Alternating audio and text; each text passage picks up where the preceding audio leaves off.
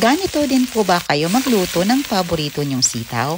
For today's video, magluluto tayo ng masarap at masustansyang ulam. Tara, simulan na natin. So nakabili tayo ng isang taling sitaw. Para mas maging mapasustansya pa natin, dagdagan natin ito ng chayote. I-chop lang natin ito ang ganitong size.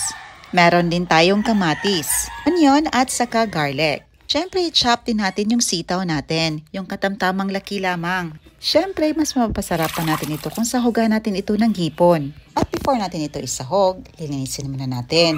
Tanggalin muna natin yung bituka. Ito, ginupit lang natin yung ulo at tinanggal natin yung spine ng ating hipon para makuha natin yung bituka nito. Pagkatapos ating malinis, i-marinate natin ito for about 10 to 15 minutes ng fine salt.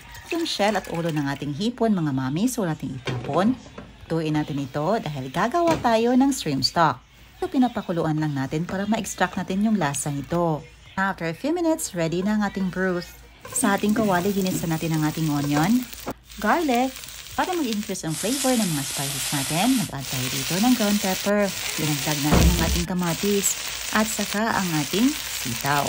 Siyempre, huwag natin kalimutan ang ating hiniwang chayote, pangdagdag sustansya at sarap. Dito, ini-add natin nating shrimp stock para ma-absorb ng mga gulay ang lasa nito. Para masalang sumarap ang ating ulam, ihalo-halo lang natin ito, takpan hanggang sa ma-half cook ang ating mga gulay. And ito na, after a few minutes, i-add natin ang ating nabalatan na hipon. At panglasat itong inilagay dahil madali lang maluto ang hipon, mga mamis. Ito natin itong ma-overcook.